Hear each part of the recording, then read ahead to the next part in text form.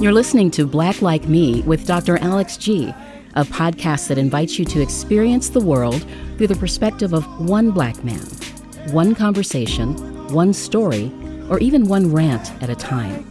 Here's Dr. G.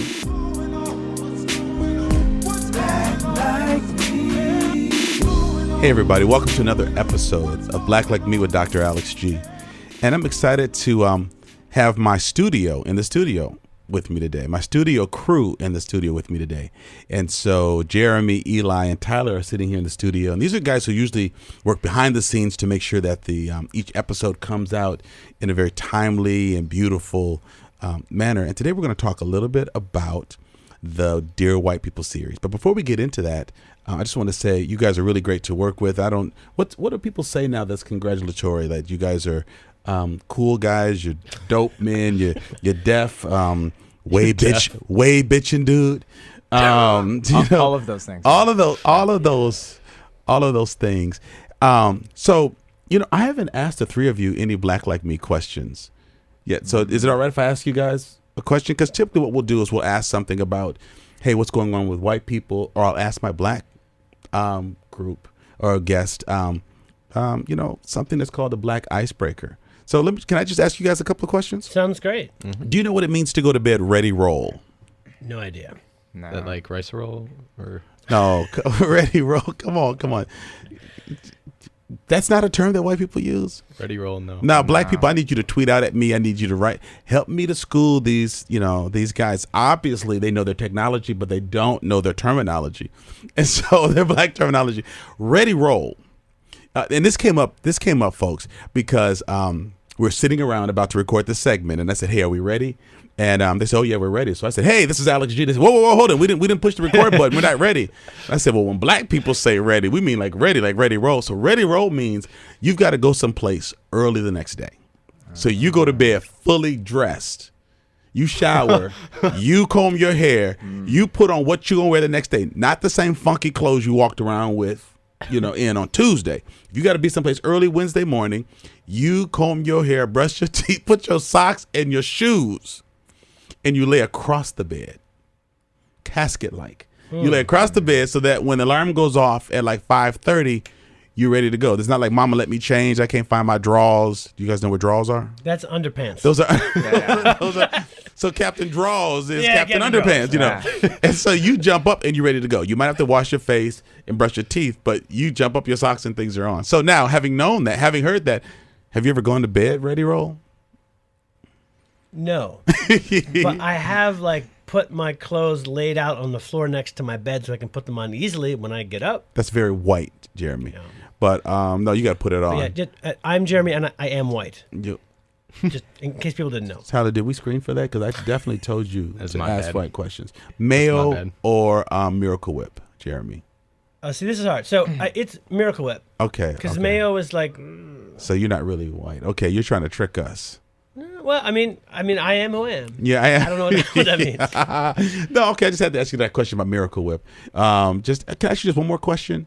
Could each of you just help me to understand what Frickin A means? Eli, have you ever said Frickin A? But first of all, am I swearing? Because I probably have white listeners saying, "Oh, he's a pastor who said Frickin A." See, that does not resonate with me. I don't feel like I'm cussing. So, like in a sermon, I could say Frickin A.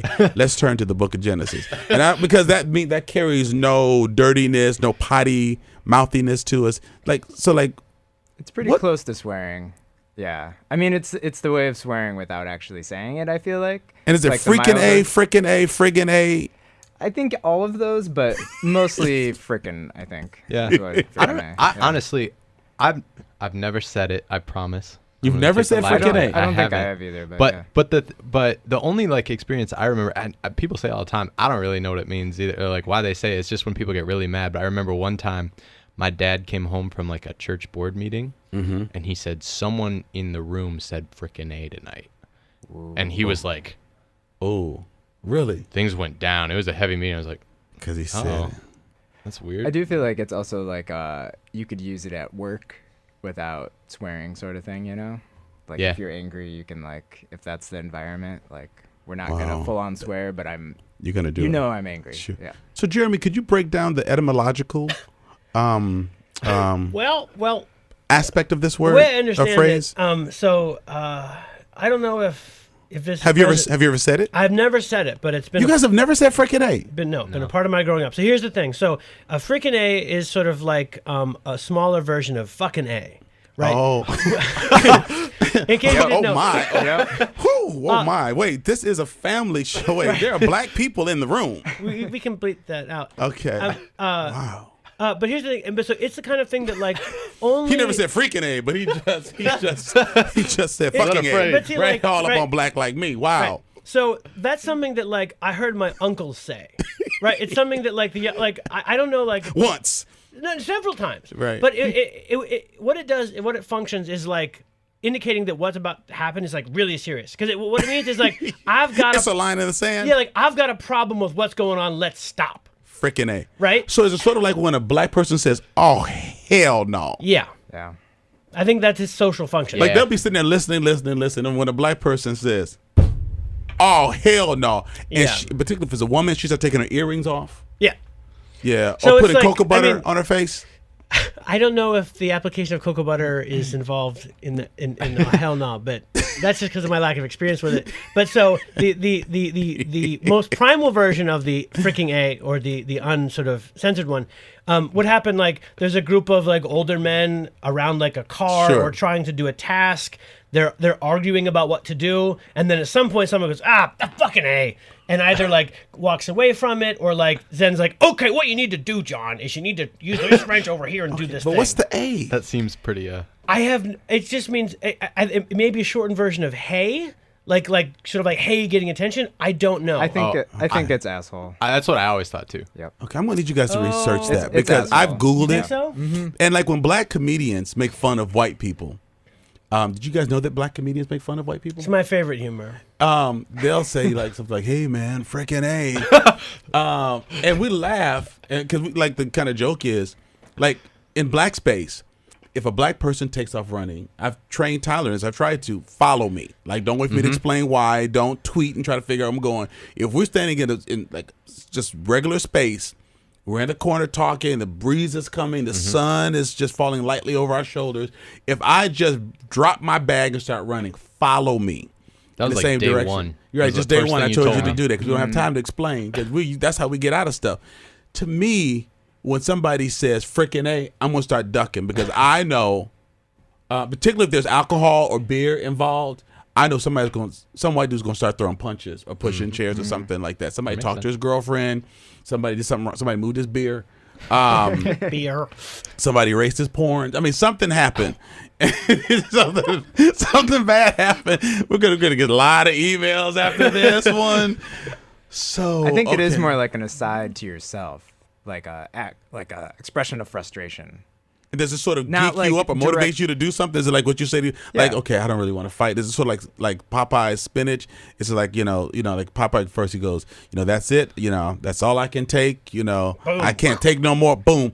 To me, it seems like Frickin' A is like, you know what? This boss is beginning on my nerves. I can't get this lug off this wheel. Frickin' A, Yep. I'm just gonna Yep. take it off my hands. That's a really good way to put Yeah, it. I think my grandpa used to like to himself often say like, "Oh hell," and and this is like the newer version of that. You just kind of like to yourself, "Frickin' A," like that. That frustration. Okay, thank you all for enlightening me because I know that there are things that you learn with some of the black icebreakers, but I've been wanting to ask a group of my white colleagues what that means for a long time. So I'll try not to say it too much around you because I don't want to be offensive. But for for our friends, for the Black Like Me family, if you use it, tweet out at me at Alex G Jr. or hit us up on Dr. Alex G on Facebook. Use hashtag Black Like Me and tell us your favorite Frickin' A story. When have you ever heard it? If you've never heard this phrase before, let us know. When you hear people say it, yeah, write about it. Let me know the context. But yeah, post a video about it or something. But I'm trying to bring some illumination to this whole area of It could be very educational. To it can be very educational. I want to make sure that I'm using it in the proper context. All right. Hey, thank you all for humoring me with this. So you know that I'm going to be reviewing Dear White People whole season real soon. So I thought we'd just do a little teaser about just the first episode, just so people can know that we're really serious about this. We did a poll on our Facebook page asking people were they watching Atlanta or Dear White People. Was it about 50-50, Tyler? It was 51% to 49% in favor of Atlanta. People liked it by like 1 vote more. It was actually unbelievable to see how many people watch and like both shows. Definitely. All right, so we're going with the underdog. So I'm binge watching Dear White People, and it's just nice to have a commentary on culture. I think it's very gutsy. What Justin Simeon is doing, I think is great. He's the show's creator, and we're going to find a way to get to him, right, team? We're working on it. I'm gonna need you all to work that white. If anybody out there has any connections with Justin Simeon and or if how to you get want on this podcast or any of the actors or actresses, really repost this on this site. But anybody who can get us to them, we'll take you out for dinner. Nice. I'll have we'll treat you. We'll treat you really well. Mm-hmm. But all right, so the setup is part of this is part of talking about episode 1 is to let people know that we are really going to be doing this. And so if you have not binge watched, do it. And if you watched it, a little bit ago, get caught up again so that you can be ready to post questions or interact with us. But I just saw some things in the first episode that really intrigued me. So guys, can we just jump into some of that? Yeah. Mm-hmm. All right. So there's this main character, black woman. Her name is Samantha, and she's dating her TA. We've done a little bit of research, at least at the University of Wisconsin. We found that it is totally legal for a teaching assistant to date his or her student, as long as they let the professors know and there's no weirdness about how they grade papers, bringing someone else in to grade so that they don't have any preferential treatment. But a couple of things that stood out with me. One, I thought it was weird as a teaching assistant that he would tweet out that they were dating. I just thought that was kind of messy. I just thought if that was a brother dating one of his students, particularly if he's black and she's white, first of all, he's not going to tweet that out because that stuff will get you shot and fired, and they'd find new rules probably about why you can't do that. So I just thought that was a bit immature because you're in this relationship, and again, that has nothing to do with race. That's just an issue of immaturity. Yep. But let me talk to you about the part that really stood out with me. There was a meeting of the black-led organization, sort of the chairs or the heads of each of these organizations came together. Samantha was there, and Gabe, her teaching assistant, her boyfriend, agreed to come somehow. He gets into this spat with one of the leaders and says something, the guy was just having a debate with him. He said, "What are you going to do, hit me?" And he said, "First of all, I'm not violent." He basically says, "I'm a scholar. I'm here at school. I'd have hit you for thinking I would hit you." I love that line. If they have more one-liners than that, I'd have hit you for thinking I'm going to hit you. I was going to hit you. Because the assumption is as woke as Gabe thought he was, because betting a black person is not the same as loving a black person or black people. Because he probably thought he was woke because because he's going with this young lady. Has that ever happened before? What for? White people ever thought they were woke because they were dating someone of color? Oh my gosh, yes. Do you understand? Yes, Lord. Can I say this on the show? Wait a minute. It's your show. This is my show. This is my show. White women have come up to me, professional white women have come up to me in professional settings and said to me almost in a bragging way, I lost my virginity to a black guy. And I'm like, what, do I fist bump her? Do I say, like, high five? Do I teach her the secret? Do I say, I'm sorry? Do I say, you go, girl? I mean, what do you say? And this happened on more than one occasion. They're in, right? They're in the club. They're well, I mean, that's just odd. First of all, I'm a pastor. 2, I don't need to know about your sexual exploits. 3, I'm in a professional setting. I got a dress shirt on. Like, why are you saying this? Why are you saying this to me? And what do you think that's a compliment? Are you showing that you are so down with the cause that you got down with a brother? And why do you think I need to know? What has that just done for me? Do people say that to you? Do people tell you that they slept with black guys? No one has ever said that to me. Okay. Although I'm sure your friends probably have. Yeah, no, I mean, they have? Yeah, I'm sure. Doesn't everybody? Yeah, everybody's black in the dark. That's just such an odd thing to come up to me and say. So I could imagine in that. Were you about to say something, Jeremy? But I have had people say, somewhat equivalent things like, oh, like the guy, like my groundskeeper's Mexican, in sort of a larger scale of Some race. of my best lovers are black. Something like that? I mean, something like that. I dated, so-and-so in college and he was black. And, like in the context of like, I've had a deep relationship with a person of color. The people have said that, in like a preparatory conversation about something, sort of qualify this themselves. takes it to a whole nother. I would have but preferred for them professionally- to tell me that their gardener was black than to tell me Yeah. like all that personal business. And this is not even a person I know. Yep. Like I don't even know them. So, woo. So when Gabe comes to this party, he thinks he's down. He threatens this guy because he's assuming he's going to be violent, and then he walks out of the meeting. I mean, like a small conflict. And he walks out the meeting. The guy didn't jump in his face. He didn't shove him. He walks out of the meeting, and then he and Samantha have this dialogue. I think they're texting each other. No, they have this face to face. Yeah, on the whole and he way. basically says, if you come into my space, I would never let my friends make you feel unwelcome. She's on an unwelcome campus. She lives in an unwelcoming country. She's a member of an unwelcoming world. She votes in an unwelcoming political machine. And he has 5 minutes in black space, and he's pissed himself. He's upset because this black woman, his student, his girlfriend, has not protected him from the violent, non-violent black guy. For the black guy who didn't threaten to kick your white butt, but who challenged your white privilege by saying, so you're just assuming that I can't fight you intellectually? You're just assuming I can't put you in your place? You're assuming that I would resort to violence because that's what you think about me? I'm in this same school where you teach. Don't you have a certain standard? Have you heard about fights breaking out at these meetings? And so his feelings are hurt. And so he storms off. And it started off a whole lot of emotions for me about how difficult it is for whites to hold court in black space. Does that make sense when I say holding court in white in black Is that space? a basketball reference? Or No, like, not necessarily a basketball or like reference. a judicial court Sort of like a judicial court or holding Or their like own in a court of public opinion. Yeah. But here's the thing. For years, people used to ask me, or they would say when I would invite them to our church, is it okay for me to go? White people. Yeah. It took me years to understand what they were asking. It's like, well, of course you can go. It's a church. That's like asking, can you go to the supermarket or can you go to farmer's market or to the movie theaters? It took me years to realize what they were asking was, will I be the only white person? Yeah. I've been like the only black person my whole life in stuff. One of two in my classrooms, always growing up. So just tell me,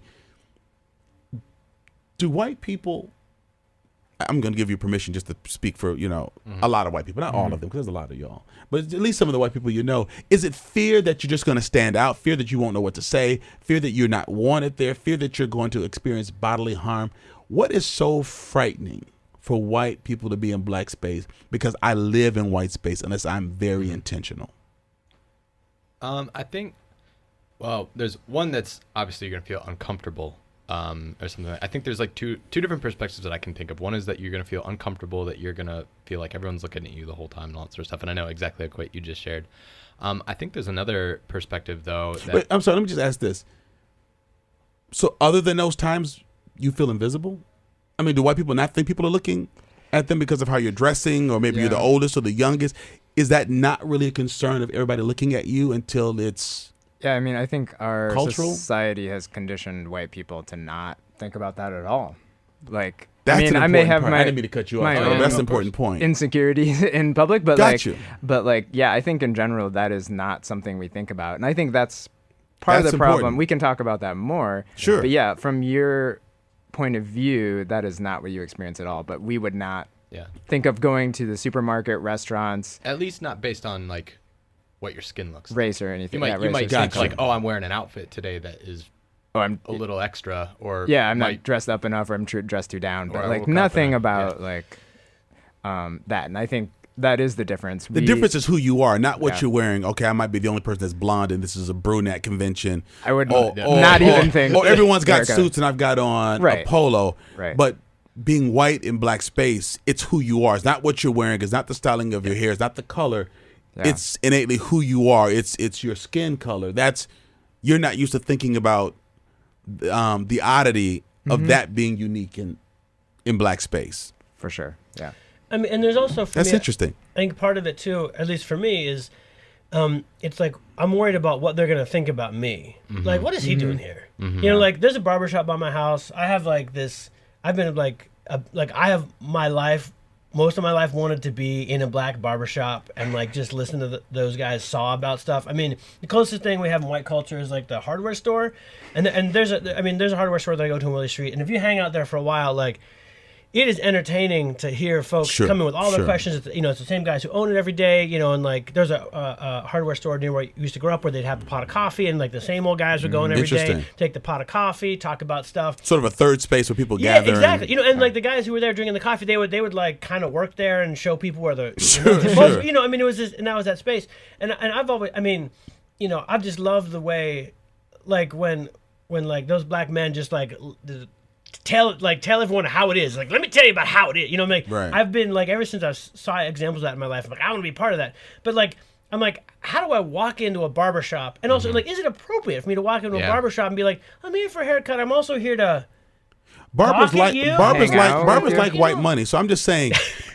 like you Yeah. like Jeremy wears a very nice beard and goatee, and you have some sideburns too. Yeah, my some- barbers would love to shape you up. The way you do it is you go and you become a customer. Yeah. Because they're not gonna say, "Hey, white guy, get out of here." Because when I go, it's becoming more and more diverse because I Yeah. think hairstyles are becoming, you know, more similar. You know, white guys are wearing the parts. Well, you know, we've Yeah. been cutting that in our hair for years. But if you go, I'm just saying, if you go into a black barbershop and they know that you're the every other day, every other week guy that comes to get shaped up, you'll begin to hear more and more of this the discourse. But it's interesting that you're wondering, like when people Well, look and- at you or what's he here for? Is he spying? the same in thing part about- because you are. Yeah, and yeah, that's right. The same thing about like going to your church. I mean, like, in some sense, it's like a tourism. You know, like I think a lot of white folks feel like why are you going? You know, ultimately, it's probably, at least in the beginning, some element of like I just want to check it out. Right. You know, and when they say like, is it okay that I come? In some sense, what I think they're seeking is permission and like an open invitation to be like, oh yeah, you know, come on in. You just come in 1 week for one Sunday, check it out. See if it works for you. I'll introduce you to some of the deacons. Try like hell to clap on beat, please. Yeah. That kind But of there's stuff. also this part that, I mean, I don't know if this is true for all white people, but like when I was a junior in college, like I traveled to South Asia and I had an experience of like being just like a white person in a place where there weren't a lot of white people, some place where there are almost no white people. And, you know, people were fascinated with you, but it's also like you're also just a tourist, and they in some places just care about your money, and they know that you come and are involved in stuff and leave, and they don't have all that high of an opinion of you. And like so, you're a place. I was in a place where I'm like pretty far down on the actual Sure. functional rungs. Like they're like, oh yeah, it's great to have you, but like they don't. They're like, fucking give me your money and then get the fuck out like everybody else. And I think that when you whatever you are in your own life, when you're a white person, you walk into a black church. You know, I think you feel like you're going to be identified solely by your race, and you're not going to be. You know, this is like, you know, Like black people are every you're day, all But, day. and then you're going to be kind of like at the bottom of the rung, and I think people are sometimes quite uncomfortable with that. Well, that flies in the face of white exceptionalism. Now, does it? Yeah. So you don't want. So so I think it's, to Eli's point, is a reminder of their own ethnicity, Yeah. that they're white, and they're probably never familiar with or aware of it until they're in that space.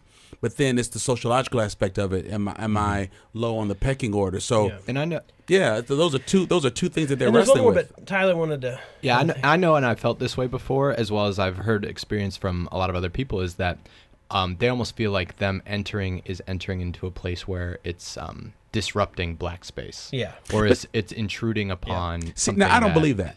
Yeah. No, I hear you. No, I mean, I don't.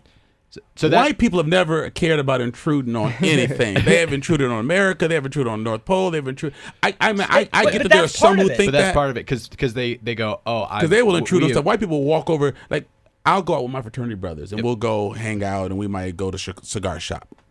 I just outed myself. So I go there to drink like Shirley Temples, but we go like to this, you know, and to tell them, you know, to stop smoking. So we'll go to the cigar shop, and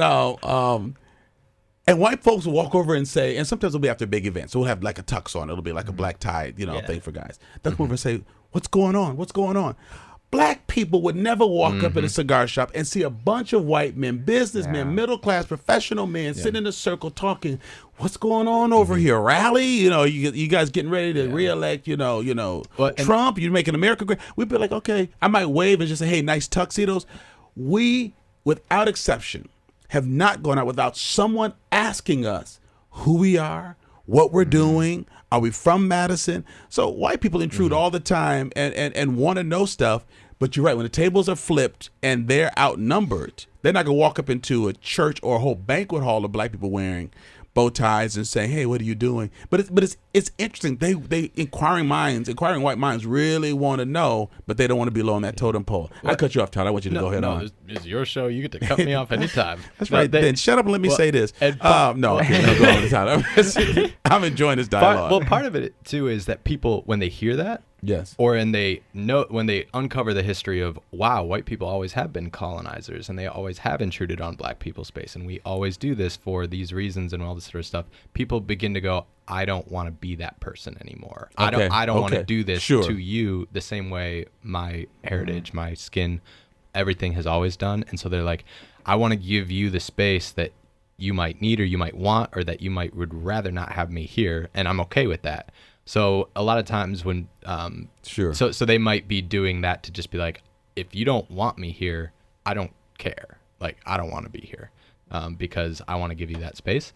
But I think again, it makes them want to be there even more. But I totally get what you. You know what I'm saying, at least a little bit, and they might, because I'm not saying you should come. They'll say, I should come to your church sometime. Would I be welcome? Like, they'll hear me give a speech someplace. I want to come on a Sunday and hear you really let loose and talk for more than 5 minutes. Is it okay if I come? So it's not like, hey, you ought to come to my church. I don't recruit people like that. It's usually someone saying they should come, but I bet I'd stand out, or I bet that's what someone said to me recently. I was at Concerts on the Square. I should come to your church, but I bet you I'd stand out like a sore thumb. Well, so let me I'll push back a little bit. Sure. I want to give credence to Tyler's point. Sure. I mean, like as a white person, there are plenty of times when I'm like, I used to sing in a gospel choir when I was in college. Like, there's a lot of like the black church community that I love. Sure. But I'm like, like white people have everything, and like black people have a church. Like, is it? I mean, I don't know. I mean, because it's your church, like I would feel really welcome there. But like, if we didn't have as close a relationship, I'd been like, I don't know, like, can I just have that? I mean, why do I have to like, I mean, is it?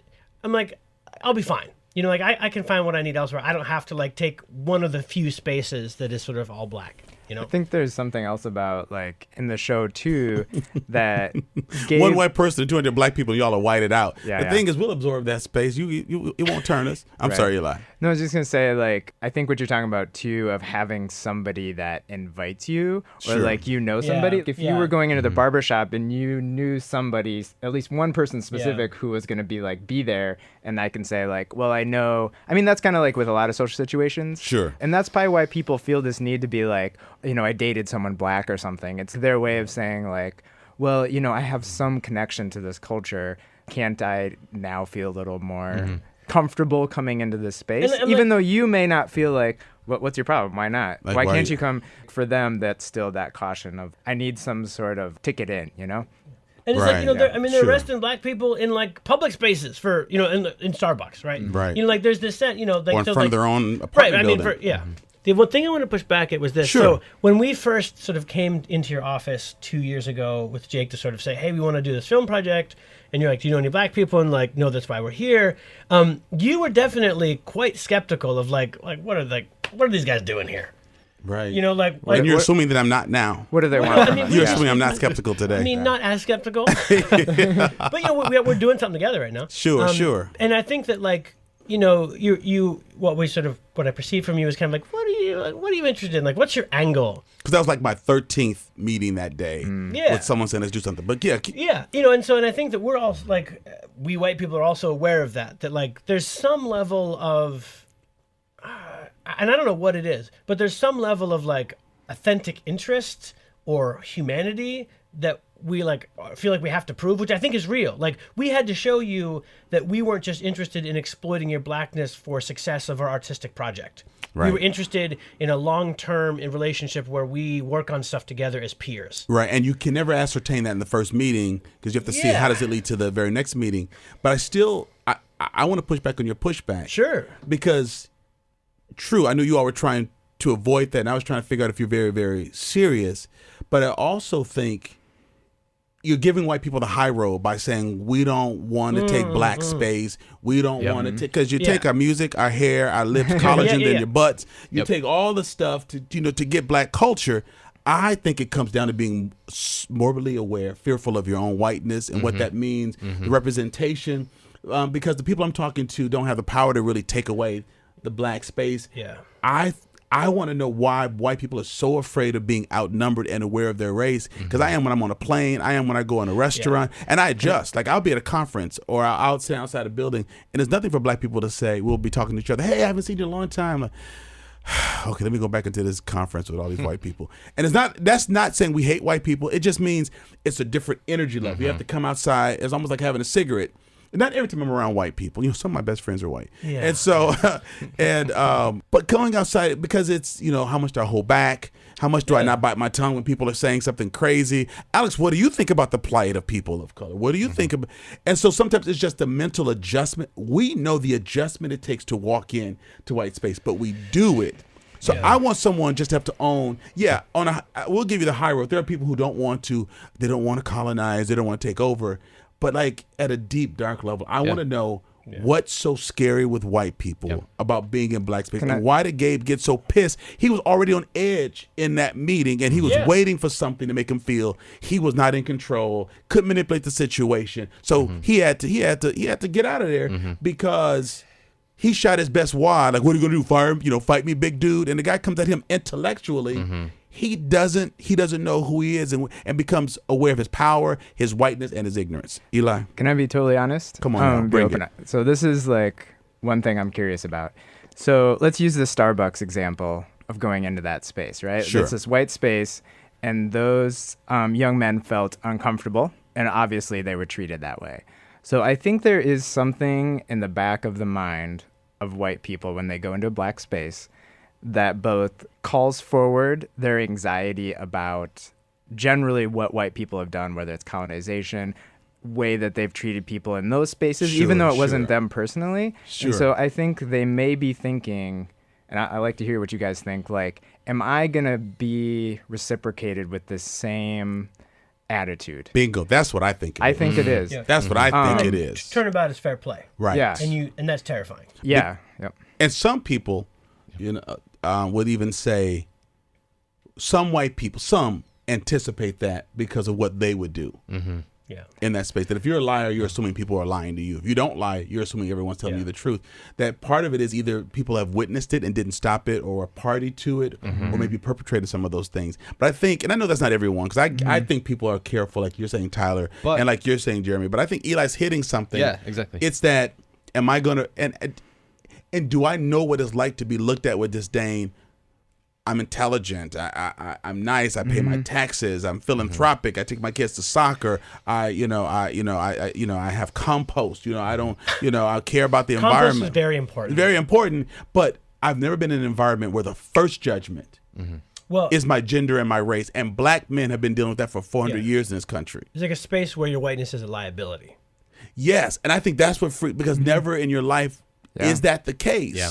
And I think there's levels with what's happening with Gabe, because I think he does think he's woke, but he still has that in the back of his mind of like how he's going to be treated. Right. And then it switches to like defensiveness of like, hey, don't you guys know that I'm on your side? Because of what? Because of he feels like he's woke. But why does he feel like he's woke? I think because of his intellect. And I think also because of his penis. Well, yeah, and Samantha. I was going to say both of those things. I think it's because of his orgasms. And he has... Specifically? You did that. Specifically. Yeah. He's into black people. He understands blackness, but it's and I think they bring coochie and it's not culture. They bring that up in the second season when he's like into another black woman. Just little tease there. But exactly. But I think you hit on something else that's really, really key. He wants credit for being woke, because if I were racist with this beautiful black woman, would she have been in my bed this morning? So obviously I'm sensitive to the cause. Otherwise I'd be dating Becky with the good hair, but I'm dating this person. And that's what pissed me off about that episode. And this is why I'm mad at her. This is where I want to write the show. Even if she's going to go back and bone him later, she should have stood him off when he's going to send her a booty text talking about, get your fine butt over here. Just for acting that ignorant, he would have had to hump the pillow that night, because she should not have been in his bedroom with the way he acted in her space. So there's a couple things I want to say to that. Yeah, say that. One, I'm getting mad. I just want to take a step back and say part of what I think the genius of the show is, and what Justin Simien is doing, is he creates situations like this that are both entirely real and also bullshit, right? You know, it's like what happens with Gabe is something that we can all identify. Like, there's nothing out of character that anyone does in that show. Sure. Right? And Samantha's complicated. Right. You know, and she's from the movie, she's complicated. She's more complicated in the show. She has a lot of interesting conflicted, you know, she's a woman and a black woman and a daughter and, you know, and of mixed race, all kinds of stuff. Right. But like, because I mean, that incident, I mean, you could almost show this first episode as like part of a training.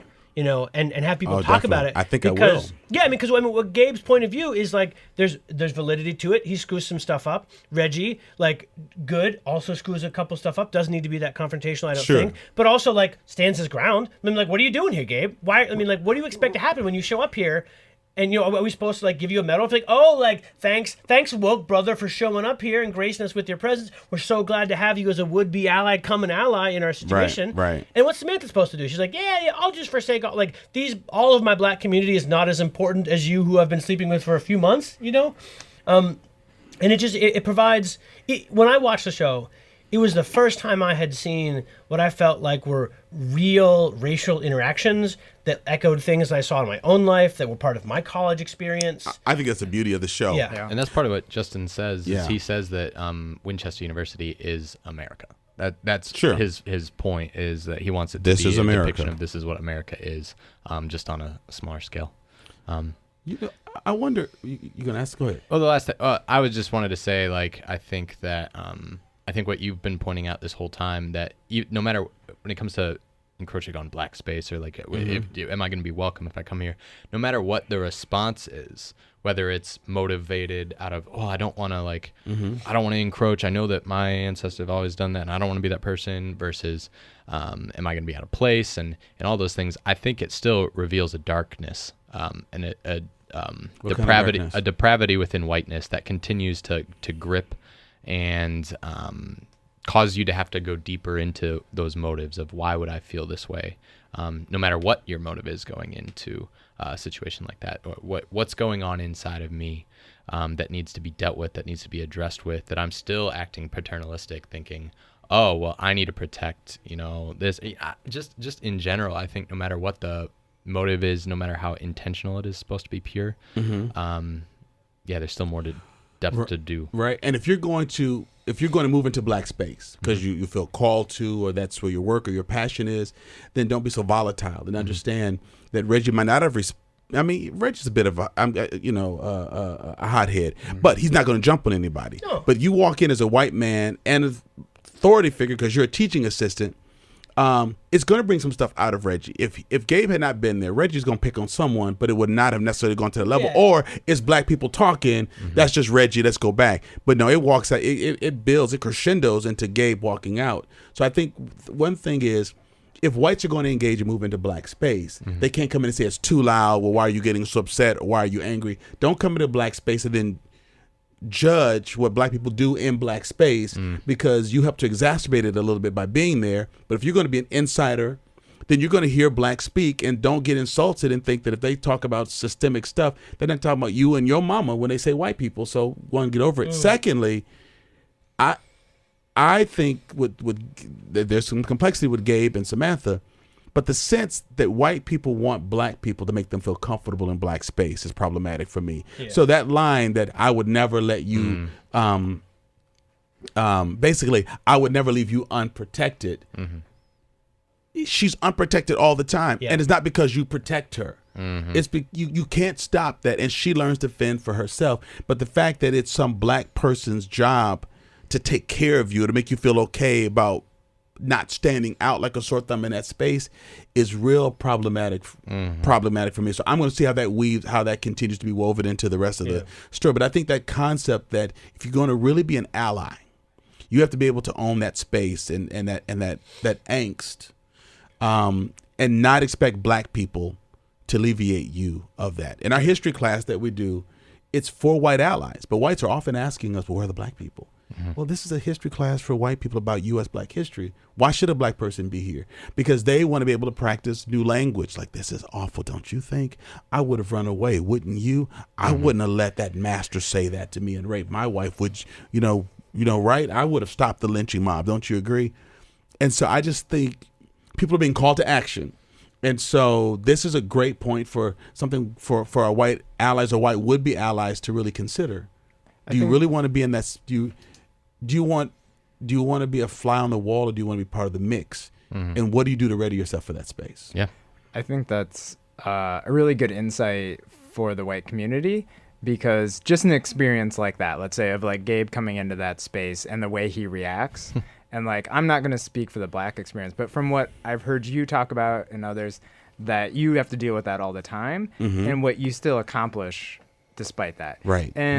And the fact that, it's death if I don't. Yeah, white people often like have the view of like, well, they can go to all these places. They have all these opportunities, these resources. Why don't they, take advantage? Come.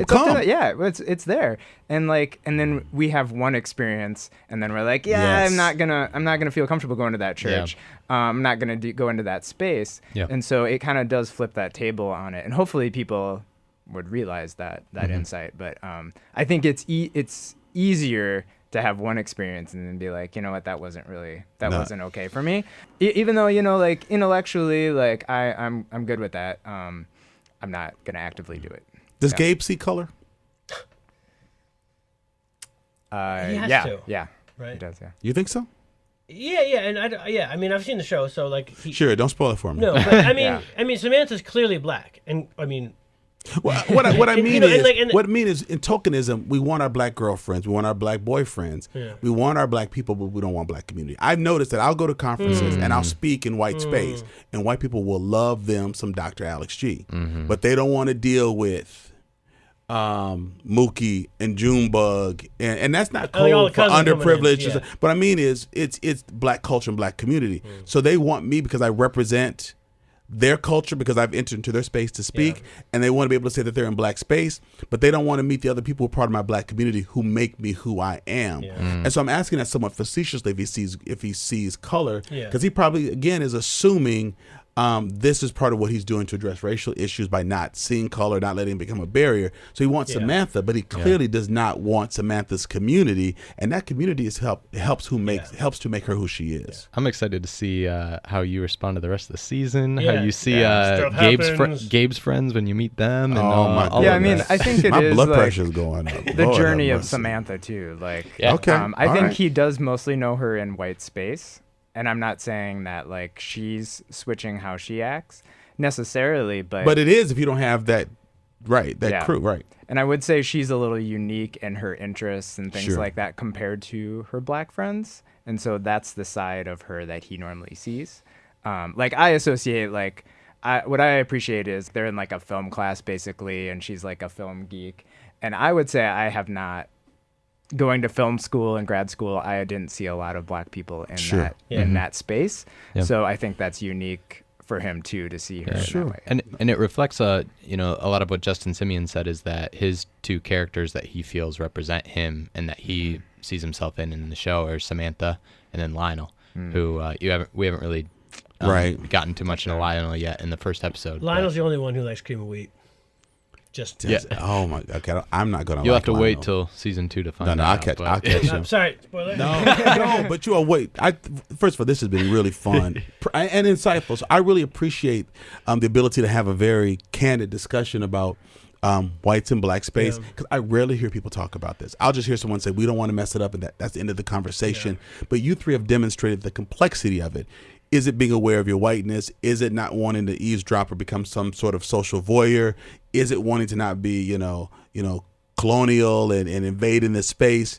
Is it a combination of all of it? But I think it's giving our listeners who are white a chance to think about what impedes true interaction, the costs that that they need to pay for that, and to really think, because dropping in and pulling back is what makes black people skeptical of white people. And I think part of what made me mad about Gabe is that I've had the discussions of either I felt called to come here and serve with you, or I really want to support a black cause, or I really want to do this. And the first sign, it's like someone saying, hey, I got your back. If anything goes down, I got you. And then the first person steps up who just says, hey man, you got in front of me in line, and then your friend runs. That's what it's like. It's not just a white friend, it's like an ally, a bridge builder, then the bridge crumbles. because a cat walks across it, or a small tricycle goes across it. So I'm looking forward to having this discussion on the upcoming episodes. And what I'm going to do, gentlemen, we talked about this, is I'm going to just drop a bundle. We're going to bundle it all up and just drop my commentary on all of season 1. Yeah. And so we'll probably take it episode at a time. And I'd love for you all to be in on some of those discussions, as well as I'll have some African Americans in as well. But this is just a teaser of looking at episode 1. Yeah. But the next time, I talk about the show, it will be in season 1's entirety. And so, again, I want to remind people, catch up, review it. I think this is going to be really exciting, but I think it gives us plenty of opportunity to comment on what's happening or what's not happening in pop culture. And maybe, just maybe, it'll help people from different backgrounds think differently about each other and move more closely towards each other. That's my desire. My desire is not to be divisive. My desire is to talk about the things that we think are divisive and find out that by talking about it, we've really drawn closer to each other. And so I want to thank Tyler. I want to thank Jeremy. I want to thank Eli for being a part of this. I want to thank the folks who are listening and really helping this podcast to really grow tremendously. I am really pleased with the new downloads and the folks around the country that are really listening. So keep it up. Seattle, LA, New York, Chicago, Minneapolis. Keep doing this. And we've got folks from Peru and who are now listening, in Ghana. So we're hitting new places and new continents. So this has been another exciting episode of Black Like Me. And thank you for tuning in and being a part of what we're doing around here. Thank you for listening to today's podcast. You can find out more about Dr. Alex G's amazing work at www.alexg.com. Black Like Me is sponsored by the generosity of the Human Family Unity Foundation.